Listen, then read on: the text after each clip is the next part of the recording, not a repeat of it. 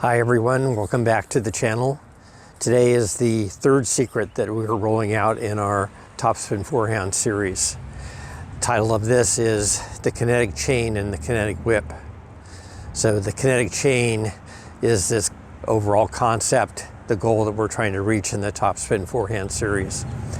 And for those that are asking about, well, what about the backhand, what about the serve, etc., I would say that the principles and feels that we're talking about for the topspin forehand are virtually identical for these other strokes: serve, topspin backhand, even the underspin shots. So I still think they'll be valuable to learn because you can translate them over. Now, I didn't send out my deliberate practice lessons after the second secret, which was about the consistent contact and swing plane. The reason for that is that these two concepts that were talked about last time, consistent swing path and kinetic chain, are so closely linked that I didn't want to overwhelm you, and I wanted to make sure that we start fresh. Once you have this concept, I will be sending those out.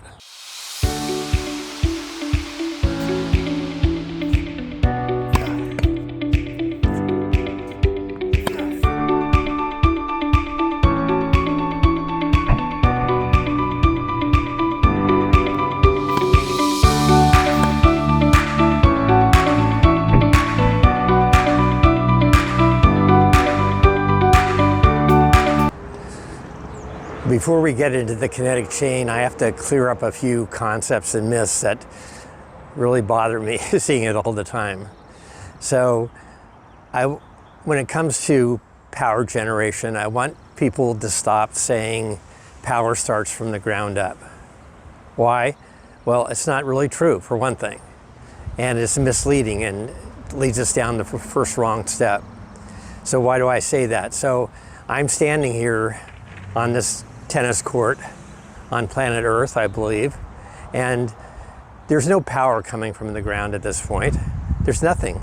It's just all the ground is a stable platform for us to move on. So power only starts to come from the ground when we sink our center mass of our body and put pressure into our feet into the ground, usually in this sort of athletic move where we're sinking or something like that. So this is where Newton's third law of physics comes in, which says that for every action there's an equal and opposite reaction. So until we put pressure into the ground can't put pressure back up into our body to move us in this dynamic way that we want. So some of you may be wondering, hey Ken, what the heck are you talking about with physics laws and everything else? This is just tennis. I understand. So if power doesn't come from the ground up, where does the power come from? And I say the power comes from the core of our body, essentially. And the pressure that goes into the ground becomes a drop of our center mass of our core, what in the martial arts they call the dantian, which is the center point of your body mass, 2 inches below your belly button. And traditionally in all martial arts, this is the focus of power generation, and it should be. They've studied it a lot longer than tennis.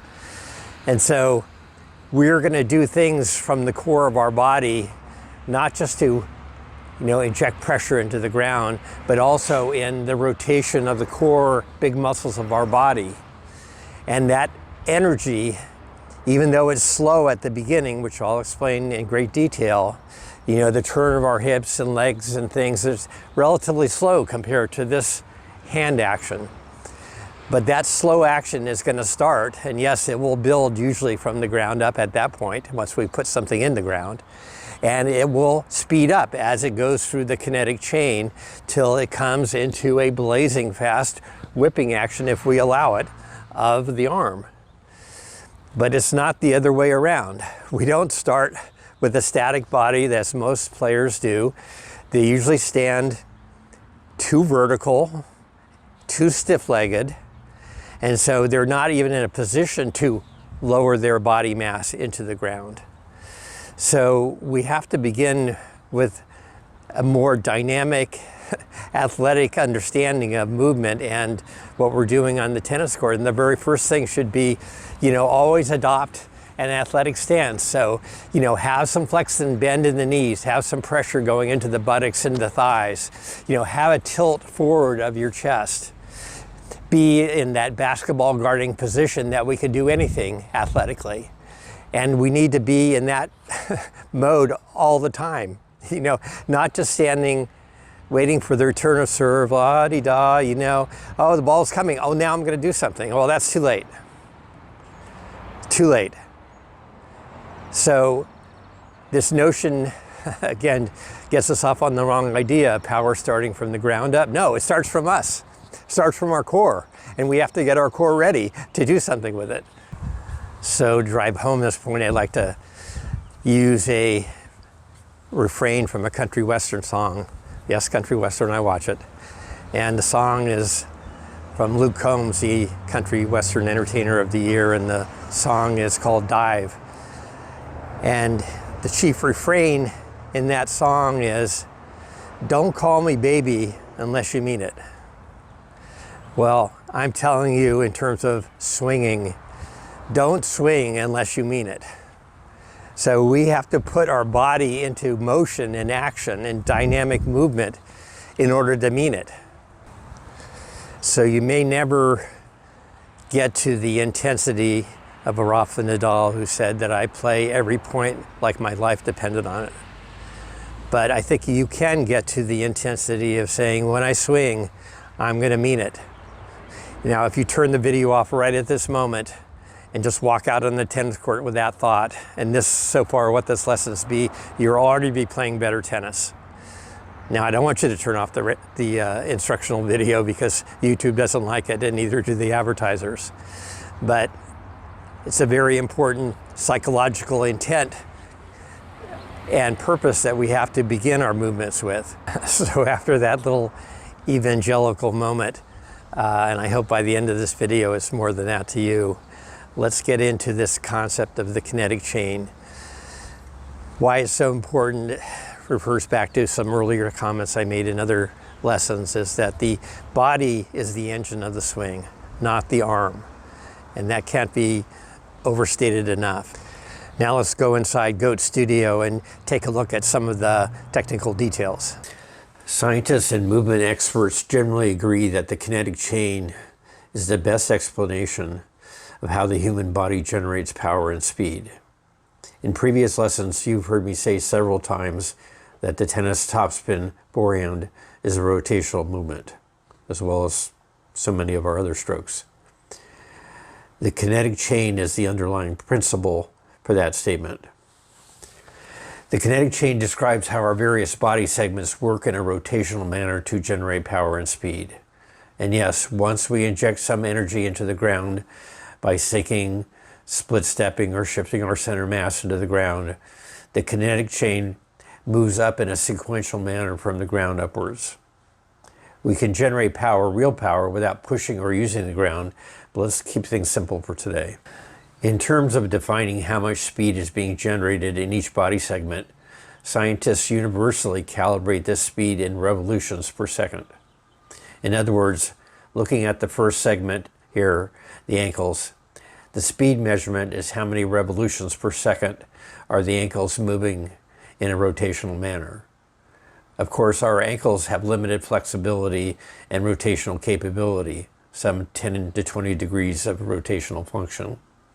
But they are important as part of the rotational movement and swing model. Just ask Tiger Woods, who had his left ankle frozen after his last major surgery from his terrible accident a few years ago. Tiger can still swing a golf club, but he says his whole body hurts afterwards.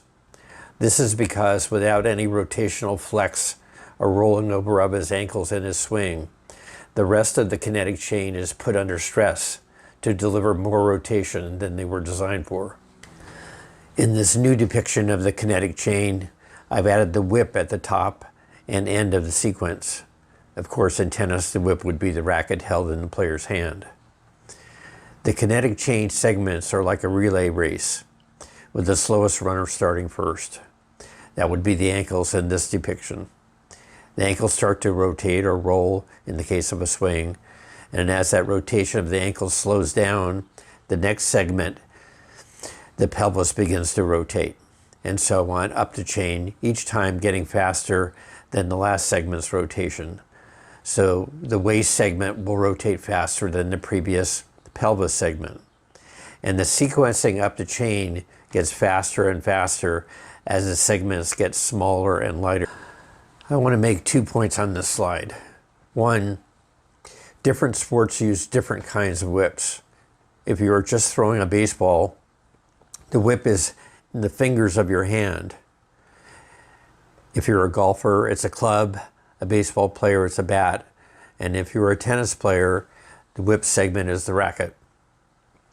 The second point is that all whips add speed to throwing and swinging sports. How much depends on the nature of the throw or the swing and what type of whip is being used. The underlying movement principle that explains the difference between hand speed and racket speed, which is what we discussed in our first movement map lesson, is the kinetic chain. When scientists attach electronic sensors to the different segments of the kinetic chain, they can measure the speed of each segment. This is called the kinematic sequence, measuring the speed of each segment of the body. And typically, as you see here, they only measure 4 or 5 segments of the kinetic chain, creating a simplified look scientific measurement term of revolutions per second into miles per hour, which is our everyday understanding of how we measure and understand speed. What you see here from the bottom to the top is the speed of the pelvis at the bottom going from 5 miles an hour or less.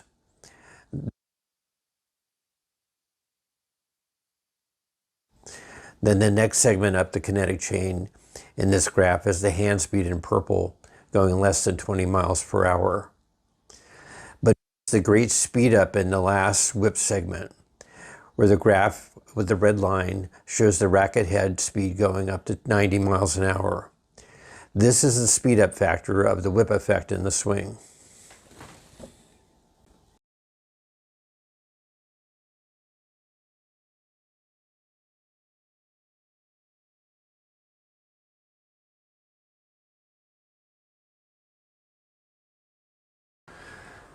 I call this depiction the kinetic whip windup, and I borrowed the concept from Peter Cowan, who I referred to earlier, as some people think he's the world's greatest golf instructor. He's very good, no doubt about that. Well, his depiction of this type of windup in golf, he called the spiral staircase, because basically we're coiling and winding from the ground up, each segment turning back and rotating, coiling, even into the arms, hands, and the racket, all end up in a long spiraling coil up position. The spiral lines of our muscle system establish the foundation for rotational and spiraling movements. The elastic web-like fascia material found throughout our body provides the foundation for springy, whippy, and wave-like movements. In sum, the human body is built for rotation.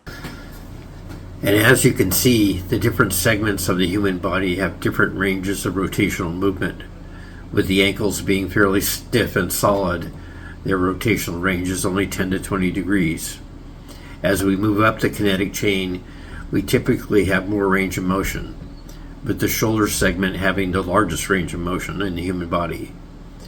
The flexibility and rotational capability of the shoulder in throwing and swinging sports is critical, and we'll be discussing this over the course of these lessons on the kinetic whip. You'll recall in our earlier lessons where we talked about the wax off and the wax on movements, tried to keep it simple. Now we're moving into a more complex understanding of the swing. So after we get our wax off movement, our coil up here, maybe like Djokovic, where we're somewhat wound up, then we talked about a transition move, Well, the transition move starts as the arms are reaching their upper extent in this wind up. The lower half of our body is going to start to unwind and rotate. That's the beginning of the transition movement. So what we don't want is everything to rotate as this one piece. Then our racket head is only moving as fast as our hand in a uniform way. We're not going to get any speed.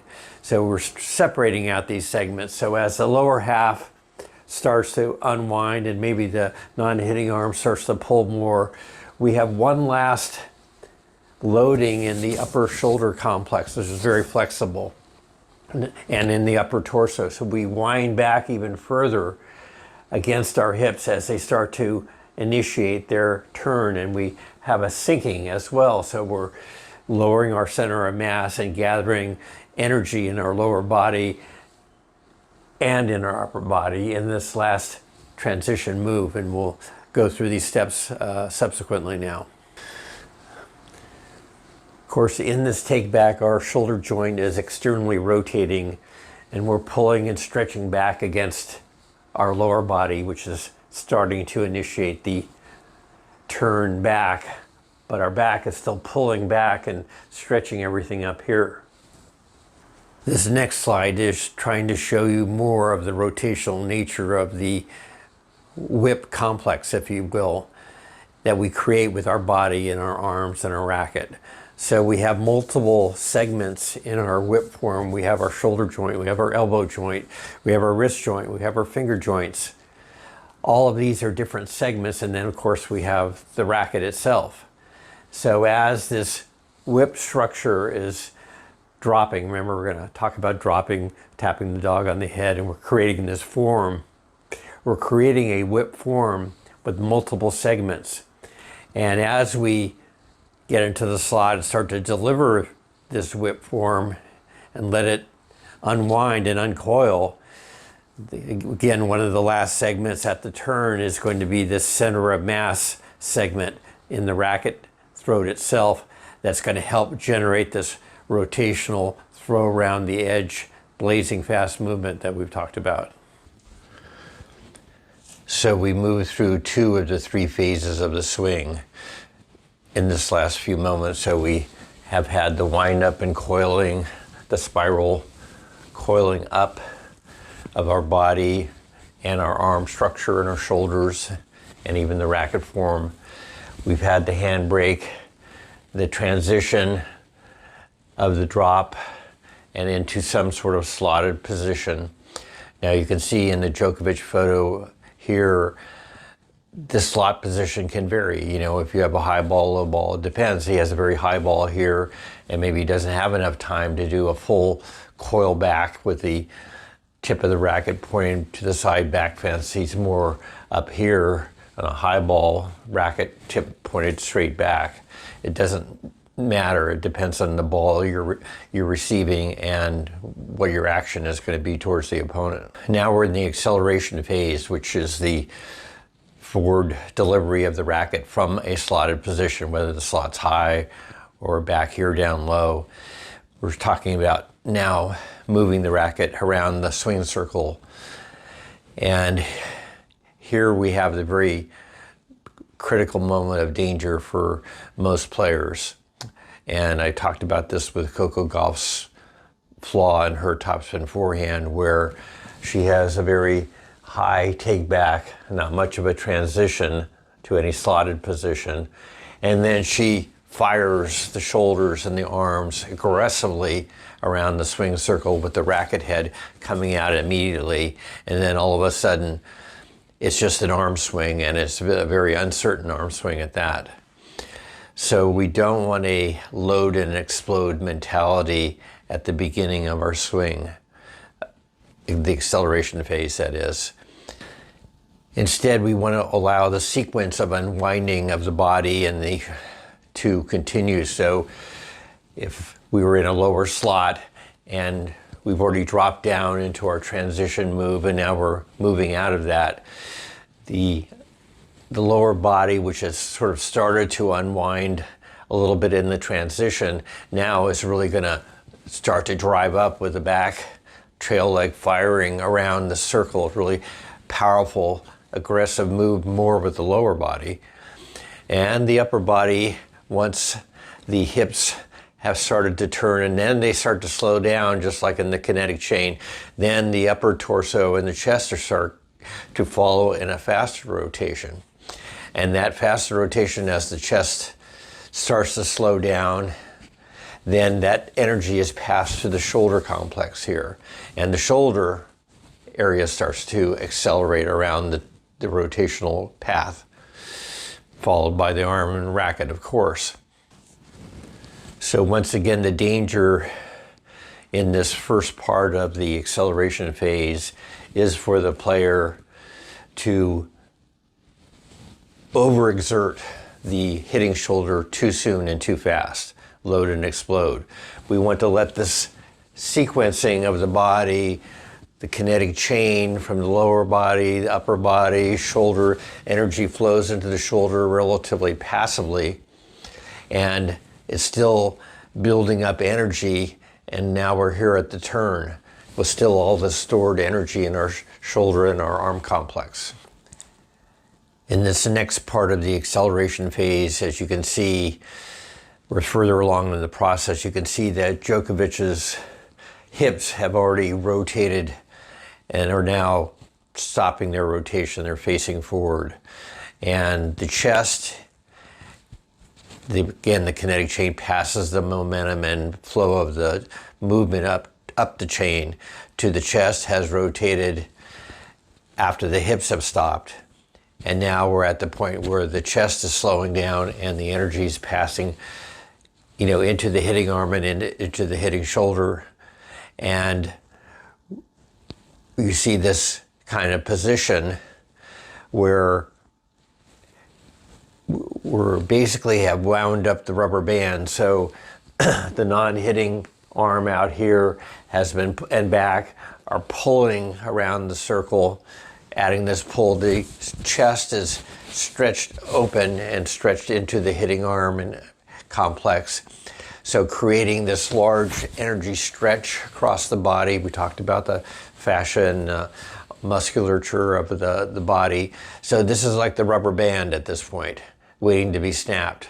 Or it's going to be the crack of the whip, with the release of all the stored up tension and coil into this final snapping and incredibly fast speed around the swing circle. In this last part of the acceleration phase, we're actually moving into contact and follow through. Remember, the basics is that we've come from a slotted position here, wherever it is. We've been driving the elbow forward with the racket lagging. We've reached the turn, and now the body has started to slow down. The non-hitting arm has, as we approach contact, has stopped the non-hitting side, which then creates more snapping around rotational energy in the hitting side. But we're still moving the racket on edge in this windshield wiper form. And you can see this right at the moment of contact. Again, hand is ahead of the racket. Racket head is below and behind the hand. And as we come into contact, we can use our right side pressing into the ball just momentarily as it passes, so we're getting stability with the racket, and compression and spin on the ball as it passes through this windshield wiper form. We're not pushing out literally like this or extending the racket towards the target like this. We're keeping on this beautiful arcing path and letting it release effortlessly. Now that we've discussed the kinetic chain and the phases of the topspin forehand in some detail, I want to play this Djokovic topspin forehand in slow motion for you with the racket tracing turned on.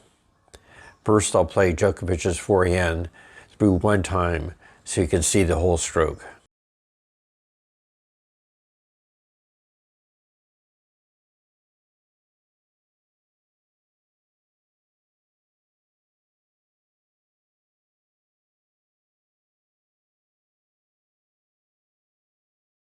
Now I'll play the Djokovic forehand through isolating each of the 3 phases of the stroke for you.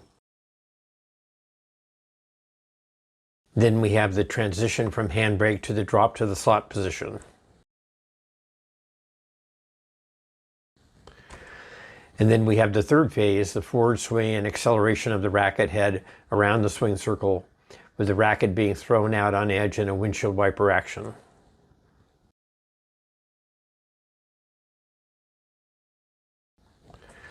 Finally, I'll shut up and let you watch 2 more loops of this beautiful Djokovic topspin forehand shot.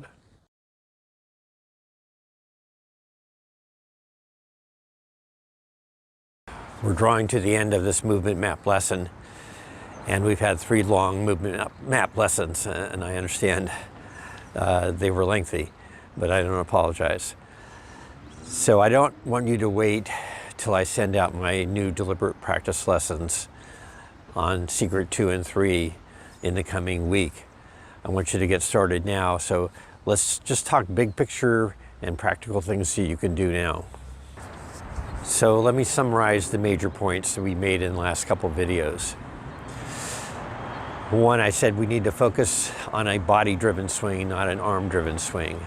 Why? Because the body is the most efficient and powerful means to move our arms and our hands and our racket. And the scientific, generally agreed upon explanation for this is the kinetic chain. So the kinetic chain basically works when we put pressure into the ground through a lowering of our body mass. We sink the pressure through our feet into the ground. By Newton's law, the pressure is pushed back up through our feet and into our legs and hips so that we can make these rotational turns that we're talking about. The kinetic chain is a rotational power engine. All measurements are done in rotational ranges and speeds. Once we initiate the movement and put pressure into the ground, and the ground enables us to push off in some manner or form up or to the sides, then the movement of the kinetic chains does start from the ground up, and it starts slowly. It starts with our feet and ankles and knees, and there's a small amount of rotational movement in there. It's important, but it moves up into the hips. Maybe the hips are moving 5 miles an hour, in this rotational movement, not very fast, right? But there's still a lot of energy put into the system with our legs and our hips.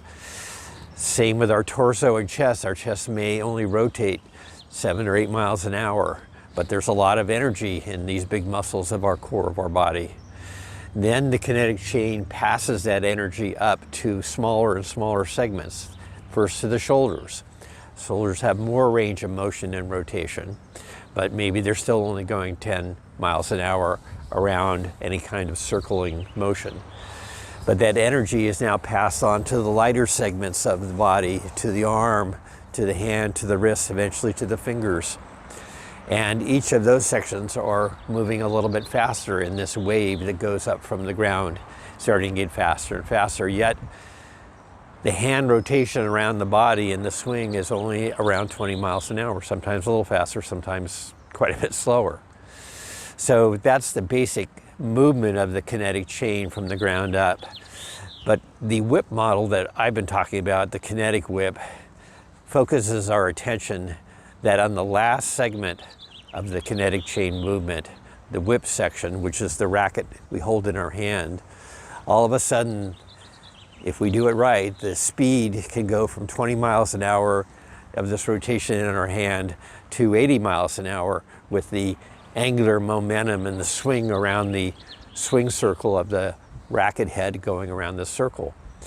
So that's the amazing speed up that we get in tennis swinging. In golf, because we have a longer lever and longer club, some 70% longer than the tennis racket, the speeds that the club head gets around are 5 to 6 times faster than the hands. So these people you see on the weekends swinging their driver. The driver club head is going 120 miles an hour and their hands are still only going 20.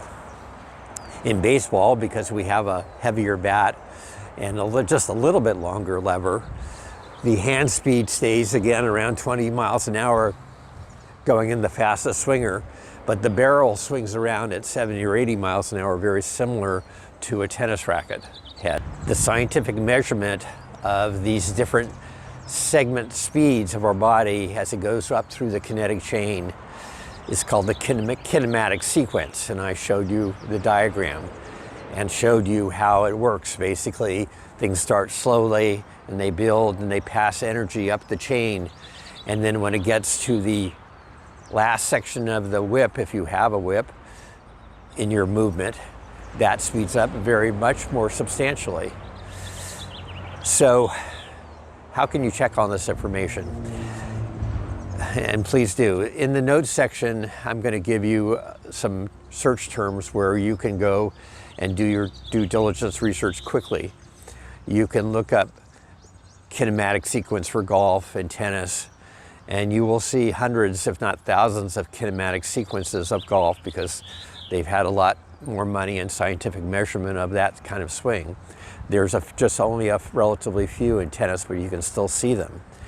But all of them basically reaffirm this basic idea of the movement and how it passes up the chain and gets faster and faster as it gets out to the periphery of the body and the lighter parts of the body, and finally to some sort of whipping motion that's extremely fast.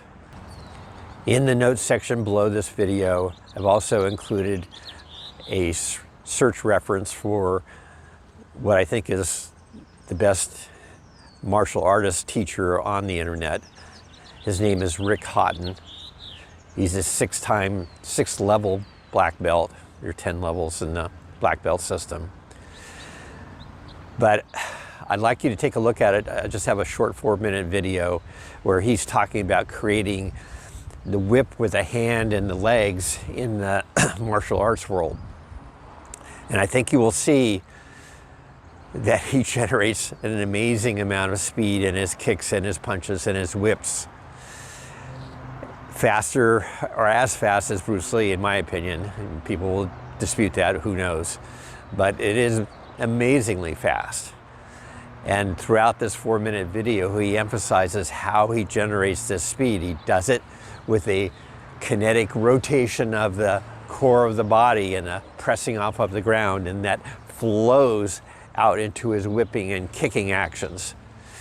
So this just goes to say that the kinetic chain works the same in all human bodies in terms of producing power and speed. So it's not surprising.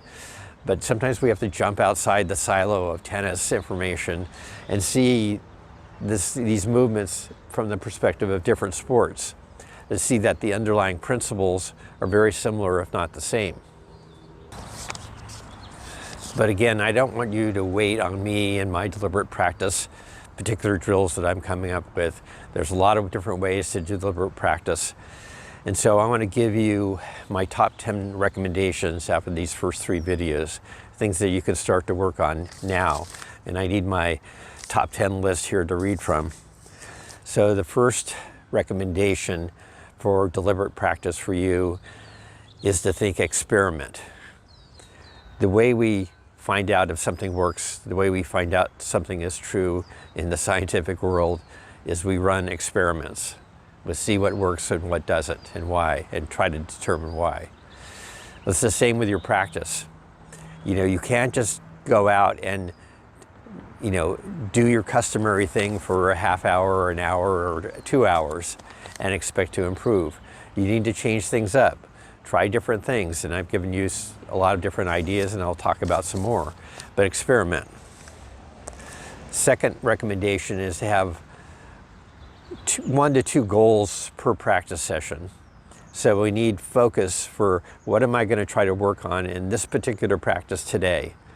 And I recommend you have a couple goals, because even within a 15-minute practice, one goal gets kind of boring, or you get exhausted with it and not making progress. Switch to the other goal.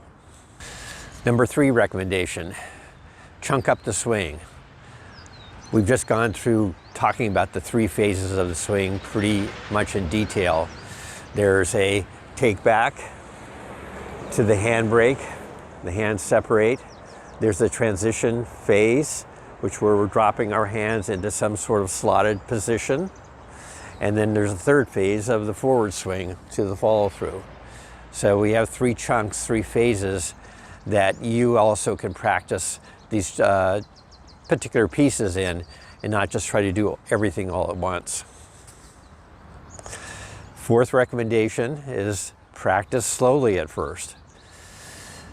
We practice slowly at first in deliberate practice because we're really trying to understand and feel the movement, and you can't do that at full speed. So start slowly. 5th recommendation, experiment with a Western or semi-Western grip. I've already gone through the explanation of why this is preferable and why the pros have adopted this almost universally to create topspin forehands and backhand strokes. Don't prejudge it, go out and just try it, experiment. Number 6 recommendation, experiment with the feeling of pulling in the swing. Remember, most recreational players, myself included, for most of my life, basically turn to the side and then have their hands somewhere down here, and then they split their arms, right? And they take their racket back like this. So look at my elbow and arm. This is this levering action that starts the take back even. This is far different than the pulling action that I've described in the goat-like swing. So experiment with a more pulling motion led by the hitting elbow as you take the racket back. Same in the forward swing. So once the recreational player has here, how does he move the racket into contact? See my elbow levering, pushing. This is how we all used to swing. So that's quite a bit different than letting the body and arm and the hitting elbow pull that racket around. You see this in the new sensation Djokovic Sinner of Italy. If you take a look, his elbow is leading the swing and he's pulling that racket behind. Extremely powerful, extremely consistent. The #1 player in the world for women, Kinetic, exactly the same. She has a very pronounced windshield wiper action led by her elbow. Give it a try. Number 7 recommendation, experiment with copying the outer map of one of your favorite goat players on the forehand. You can use mine or you can come up with your own. That's fine. There's plenty of stuff on the internet to see your favorite player. And yes, you're not going to have a perfect copy as you start, but it's a place to start and a place to start deliberate practice. It gives you a model and it gives you a plan for what you're going to do. So I don't know how many weeks I've spent on each of my goat candidates' form. I spent a couple of weeks just taking this back like Roger, or at least what I thought was Roger, and having this sort of drop. You can do that with your hands, you can do it with a racket, you can do it with drop hits. All of that is good. It gives you a plan of action, keeps you inspired because you're trying to emulate your hero, which is fine. And it's a great way to start deliberate practice.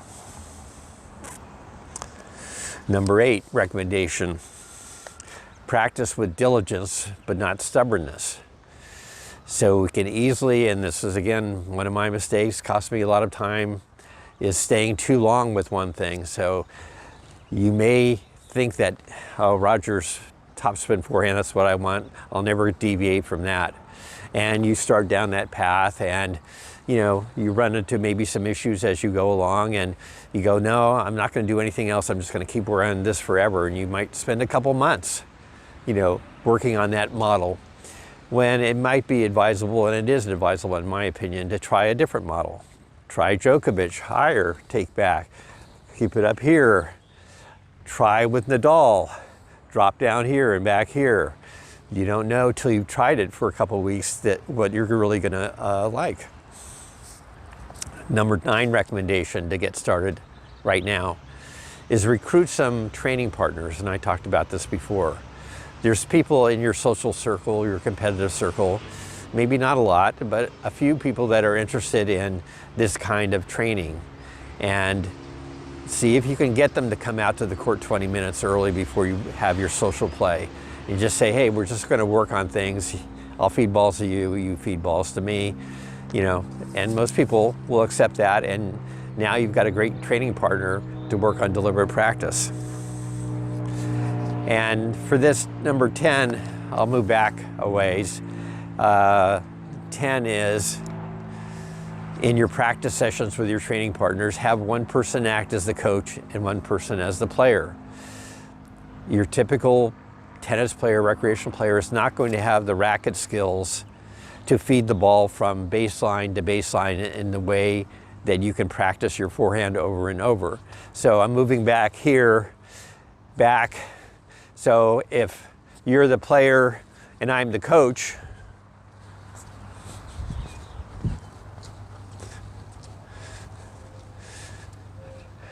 you might be standing halfway between the service line and the baseline, and I'm standing here, and you're going to hit down the line so you don't hit at me, and I'll just toss the balls, hand fid. They do it at the professional level.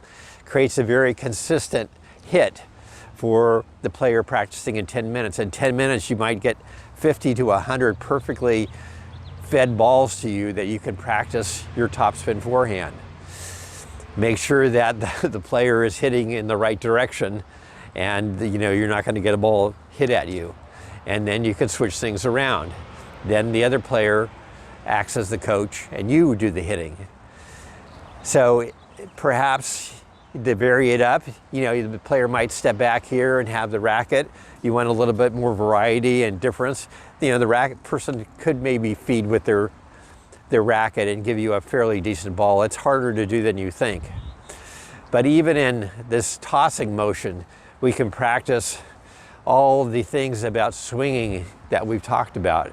That this pulling feeling from the body, stepping, changing our momentum, this is going to give you a much more consistent toss than you would if you do a levering.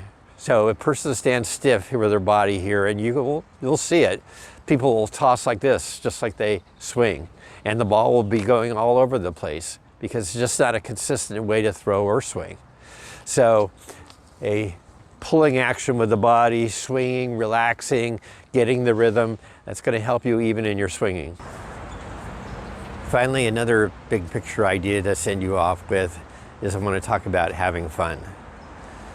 So when you're engaged in deliberate practice and people see you do this, you seem to be working at it, and their basic comments are going to be, hey, you know, why don't you just join us? You know, it's a lot more fun if you play in a game and you're running around, you're laughing, and there's camaraderie and all these other things that are fun.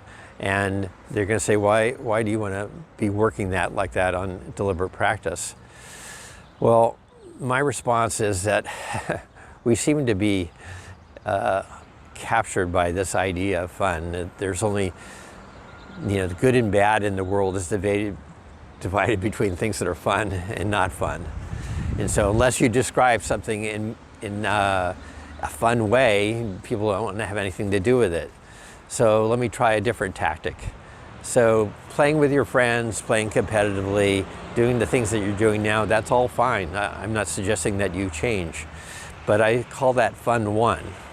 Fun one is the camaraderie, the joking around, the running around, the randomness, the relaxation. Sure, all those things are fun one things to do, and they're good. But I will also suggest to you that there's something called fun two. So fun two is, yes, you're a little bit more focused, but you're learning new things, you're learning new feels, you're learning new principles, and you have the really great feeling that maybe you're actually improving instead of just doing the same old thing. That's fun too. And I would recommend that we weave in some fun too with the fun one.